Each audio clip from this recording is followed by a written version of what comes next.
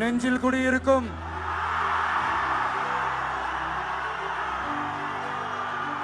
எனது அன்பான இஸ்லாமிய பெருமக்கள், உங்கள் அனைவருக்கும் என்னுடைய வணக்கம். மாமனிதர் நபிகள் நாயகம் அவர்களுடைய வாழ்க்கையை பின்பற்றி மனித நேயத்துக்கும் சகோதரத்துவத்தையும் ஃபாலோ பண்ணி இங்க இருக்கிற அனைத்து இஸ்லாமிய சொந்தங்களுக்கும்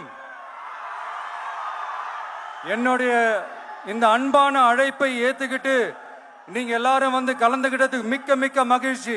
நேற்றைக்கு முன்தினம் ராயபுரம் மேற்கு பகுதியில் நடந்த பொதுக்கூட்டத்தில் கலைஞர் அவர்கள் இஸ்லாமிய மக்களுக்கும் இஸ்லாமிய சொந்தங்களுக்கும் என்னென்ன சாதனைகளை, நன்மைகளை, உதவிகளை செய்திருக்கிறார் என்று பட்டியலிடும் போது முஸ்லிம் மக்களை எப்படியெல்லாம் ஏமாற்றி அவர்களால் எனக்கு ஆபத்து இருக்கிறது என்று சொல்லி பாதுகாப்பு கேட்ட விஜய் அவர்களை தோலுரித்து காட்டுகின்ற முகமாக நான் பேசுகின்ற போது முஸ்லிம் மக்களை ஏதோ நான் இழிவுபடுத்தி விட்டதாக கருதி கொள்கிறார்கள்.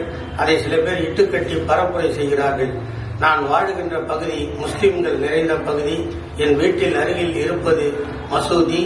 ஆகவே எனக்கு ஓட்டுநராக, என்னை கண்காணிப்பவராக, என்னை நலன் விரும்புகளாக முஸ்லிம் மக்களே இருக்கிறார்கள். ஆகவே முஸ்லிம் மக்கள் மீது எனக்கு எந்த காழ்ப்புணர்ச்சியும் விருப்பம் இல்லை. ஆதங்கத்தில் கேட்டேனே தவிர அதில் வார்த்தை தடுமாறி இருந்தால் அதற்காக என் வருத்தத்தை பதிவு செய்கிறேன்.